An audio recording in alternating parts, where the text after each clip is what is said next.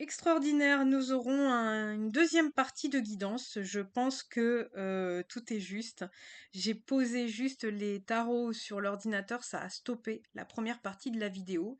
De ce fait, je vais laisser les choses dans l'ordre, c'est-à-dire que j'avais l'impression qu'on avait un deuxième message avec ces cartes-là et la vidéo s'est stoppée. Donc, il y a un deuxième message. Donc, si vous regardez la première partie, là, c'est que les deux messages vous concernent.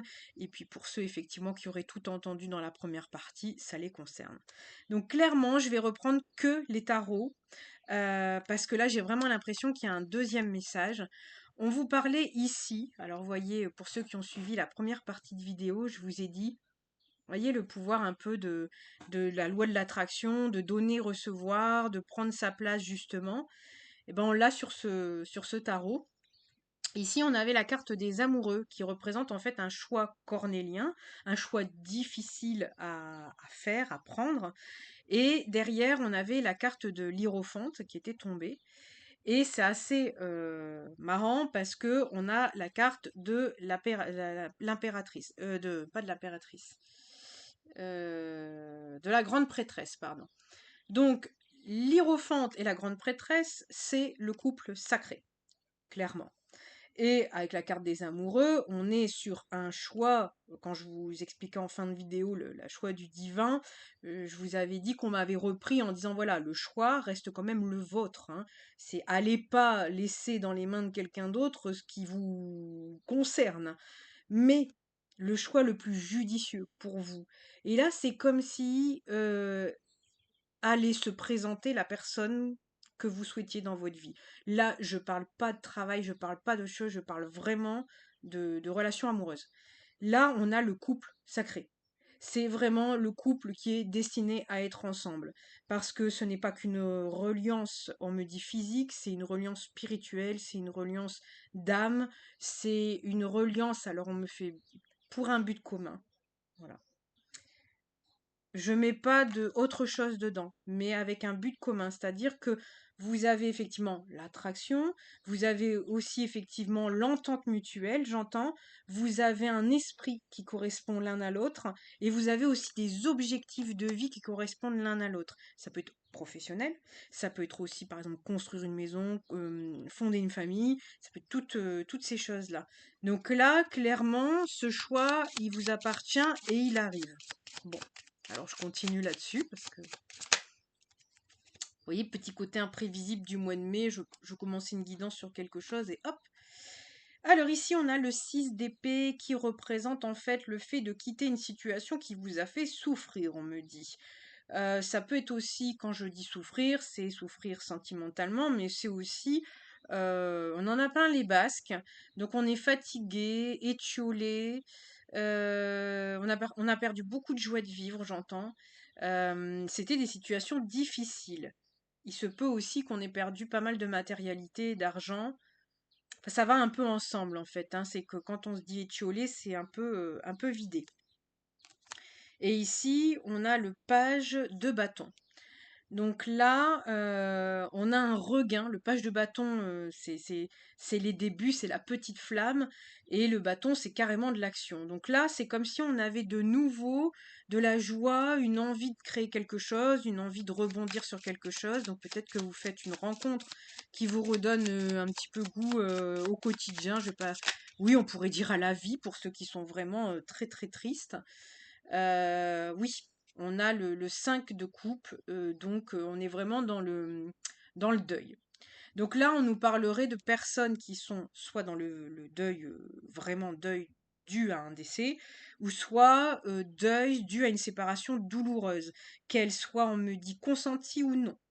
Voilà, donc vous, comme ça vous permet de savoir si vous vous sentez concerné ou pas.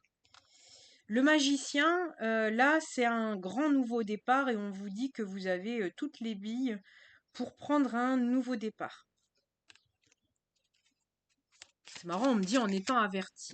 Bon, bah écoutez. Et ici, on a l'impératrice. Donc là, c'est un grand départ abondant parce que l'impératrice, c'est la carte même de la création, de l'abondance. Ça peut être la mère de famille aussi, hein, donc si toutefois vous aviez des projets de famille, ben là, vous le transposez selon votre recherche, hein. Ça peut être une femme ou ça peut être un homme d'énergie féminine. On me dit, vous allez avoir la possibilité de créer selon ce que vous souhaitez. Et ici, le 4 de coupe, il y avait comme une espèce d'ennui. C'est comme si on vous avait présenté plusieurs fois des compagnons ou des compagnes potentiels et que on me dit, vous ne leviez même pas le nez. Trop triste ou trop déçu par ce qui s'était passé dans le passé. Ok.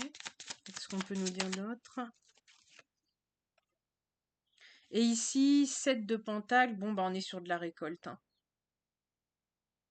Mais on me dit, on est sur de la récolte, mais de la récolte qui a été travaillée. C'est-à-dire que, effectivement, vous vous êtes privé des opportunités qu'on vous a présentées, mais peut-être qu'il y en a certains qui étaient effectivement tristes, qui ne trouvaient pas chaussures à leurs pieds, comme qui dirait. Mais peut-être d'autres personnes se sont dit aussi qu'ils devaient encore bosser pour attirer quelqu'un, enfin bosser, vous voyez ce que je veux dire, hein, s'améliorer pour attirer vraiment leur idéal. Ok. Ensuite. Ouh, il y a plein de cartes qui veulent tomber. Alors ici, on a la carte de la force. Je fais attention à pas couper cette vidéo cette fois-ci. Enfin bon, tout est juste, mais la carte de la force. Donc c'est comme si vous aviez besoin aussi de maîtriser un peu votre force intérieure. Bah, on me dit c'est le chemin des maîtres. On me dit ça avec une évidence. Bah c'est le chemin des maîtres. Bah oui, ok. Donc ça veut dire que vous avez du coffre et puis vous avez appris en fait à le maîtriser à bon escient. Et effectivement, si vous voulez une relation harmonieuse, un foyer harmonieux, bah, vous pouvez pas être tout feu tout flamme et tout casser, quoi. Vous voyez ce que je veux dire? Donc, la force, faut la maîtriser pour pouvoir avoir quelque chose bah, les deux autres cartes, c'est exactement ce que je dis. Alors ici, on a le 9 de denier qui peut représenter aussi le fait d'être célibataire, hein, mais généralement, ça représente quand même une certaine forme d'indépendance. Donc là, comme on est dans du denier, c'est de l'indépendance matérielle financière. Donc peut-être que vous aviez besoin aussi, par exemple, d'installer une stabilité matérielle et financière avant de trouver quelqu'un, c'est possible. Ou ça peut représenter aussi je l'ai en anglais, mindset, mais une mentalité de stabilité, en fait. Le fait de vous ancrer peut-être quelque part aussi. euh, et vous avez peut-être puisé aussi de la force dans le fait d'être célibataire. Ça aussi. Et là, ben, on vous amène la carte de l'étoile. Comment vous dire? Voilà, c'est votre idéal, c'est vos aspirations qui peuvent se manifester. Ici, on a le 5 de pentacle qui représente aussi la banqueroute.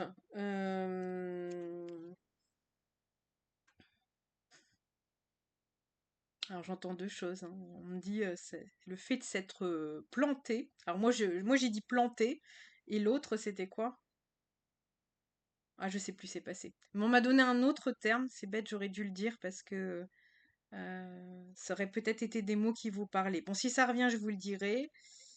Euh, Voilà, mais là, c'est le fait de s'être planté. Le 5 de Pentacle, normalement, c'est la banqueroute. C'est comme si vous perdiez votre travail, c'est comme si vous perdiez tout. Mais là, on est sur du relationnel. Donc, ça me gêne de dire ça, parce que c'est comme si ça résonnait pas avec la guidance. Alors, ce qui me vient là, c'est comme si. Pourquoi ça vient après là? C'est comme si vous aviez peut-être compris que quand vous n'êtes pas avec les bonnes personnes, que ça soit amoureuse ou que ça soit amicale, hein, pareil, hein, on dit qu'on est toujours la moyenne des 5 personnes qu'on fréquente, vous perdiez tout. C'était banqueroute. Donc il se peut par exemple que vous ayez goûté aussi à des relations où vous ayez tout perdu. Vous voyez comme ça vous parle, mais ça peut être aussi des relations qui vous nourrissaient pas et qui vous vampirisaient, hein, vous voyez, ça peut être ça. Mais voilà. C'est exactement ça. 6 de Pentacle, c'est l'équilibre entre donner et recevoir. Donc c'est tout à fait ça. C'est tout à fait le ressenti que j'ai. Vous avez compris euh, l'équilibre du jeu, en fait. Du jeu relationnel, on me dit. Et ici, le cavalier d'épée, c'est l'étudiant. Donc quand je dis vous avez appris de ça, vous y êtes peut-être allé à l'expérience, hein. C'est-à-dire que le cavalier d'épée, il y va, il se prend 3 murs, il revient, il se prend 3 murs, voilà. Mais il apprend. Mais il apprend par l'expérience, hein, pour devenir après, effectivement, oui. Oui. Alors, le 9 d'épée, donc le 9 d'épée, ça, voilà, il y a des fois où vous n'avez pas bien dormi quand même, hein. Ça, c'est un peu cauchemardesque, hein, donc on reste dans les épées. Voilà, mais en tout cas, ces expériences vous amènent aujourd'hui au 9 de coupe. Donc, j'arrête la guidance là. Ouais. Et je vous dirai aussi le dos de deck qu'on a. J'arrête la guidance là parce que je pense que le message il est là. Vous avez 2 cartes qui sont tombées ensemble et c'est aux antipodes. C'est-à-dire que vous avez 2 9, d'accord, qui sont tombés. Le 9 d'épée, c'est je fais des cauchemars, ma vie est pourrie, j'en peux plus, qu'est-ce que j'ai fait au monde pour avoir ça? Je suis anxieux, je suis stressé, c'est la banqueroute. Voilà, c'est le scénario dramatique, vous voyez les épées, les épées, les épées, au secours, au secours. Et là, vous êtes passé de ça à ça. Donc le 9 de coupe, c'est vos rêves, vos souhaits, vos aspirations, le bébé que vous choyez, c'est la douceur qui vous revient, l'abondance, l'opulence, j'entends, c'est beau, magnifique. Donc vous êtes quand même passé de ça à ça. Donc là, clairement, euh, vous avez monté votre trou vibratoire, moi je peux pas vous le dire autrement en fait. Et oui. Alors, vous avez monté votre taux vibratoire parce qu'en dos de deck, on a ici le fou qui représente en fait le fait d'avoir pris aussi le baluchon et puis d'être parti des situations qui vous plaisaient pas, un peu vers l'inconnu pour aller chercher autre chose. Et ici, on a le 7 de coupe qui représente aussi des fois les hésitations et les bons choix à faire. Donc, encore une fois, vous y êtes allé et vous avez fait effectivement les bons choix. Allez, une petite dernière pour la route, pour conclusion. C'est top, hein. Ouais. Donc on a la carte, je vais pas mettre que celle-là, on a la carte du diable. Alors on a la carte du diable qui peut représenter aussi les addictions, les dépendances, hein, donc peut-être que vous vous êtes libéré aussi de ça. Le 15 aussi représente tout à fait d'ailleurs, on est en pleine lune, je tourne dans les mêmes énergies que la pleine lune. La pleine lune c'est le 1, 5, donc vous voyez ça donne 15. C'est de l'indépendance. Donc peut-être vous vous êtes aussi euh, fermement occupé de vous, on me dit. Donc du coup vous êtes repris en main et vous avez obtenu une certaine forme d'indépendance qui vous permet de sortir des ombres en fait. Et le 7 de bâton, c'est le fait d'être tout le temps sur la défensive. Donc vous êtes sorti peut-être d'un schéma comme ça de surprotection. Bon, on a encore le 7. Donc il devait avoir un mode très défensif, peut-être plein d'options et un peu comme les balances qui savent pas choisir, vous voyez. Et là, enfin, on a la roue qui tourne. Donc vous êtes sorti de ce schéma répétitif. Allez, une dernière. Waouh, mais on a beaucoup de 7, hein. On a beaucoup de 7, donc il y a eu beaucoup d'introspection, on a beaucoup réfléchi aussi à toutes nos expériences. Puis 7 d'épée, du coup, on sort aussi des trahisons,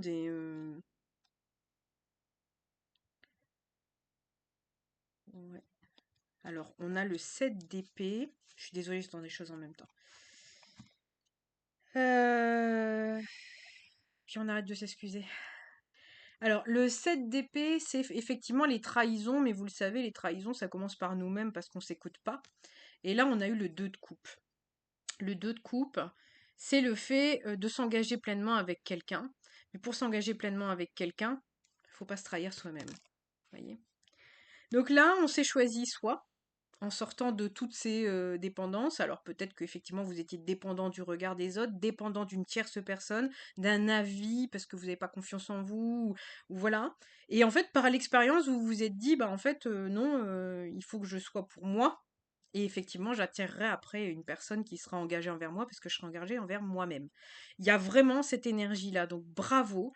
Je suis ravie d'avoir été plus loin. Vous voyez, je me suis pas trahie. J'avais dit allez, dernière carte, et puis je sentais qu'il fallait aller un peu plus loin. Et ben peut-être que vous avez eu le même ressenti. Vous vous êtes dit voilà, il faut que j'aille encore un peu plus loin. Bravo, parce que c'est là. Et votre relation, elle arrive. Moi, j'ai rien de plus à vous dire. C'est magnifique ce tirage. Voilà. Et là, on sort de tout ce qui est lourd, tout ce qui est pénible, etc. Et on va arriver vers de la joie, de l'épanouissement. Donc bravo à vous. N'hésitez pas à me faire un petit message si vous vous êtes senti dans cette guidance, si ça a pu vous aider, voilà, si ça a résonné avec vous. N'hésitez pas à me laisser des commentaires. Moi, je suis toujours ravie de vous lire. Surtout que c'est pas très très souvent que je fais des guidances comme ça, sentimentales. Donc si ça vous a parlé et que ça vous a plu, n'hésitez pas à me mettre un petit like, partager et mettre des commentaires auxquels je serai ravie de répondre. Je vous embrasse très fort et je vous dis à très bientôt pour une nouvelle vidéo. Salut la team!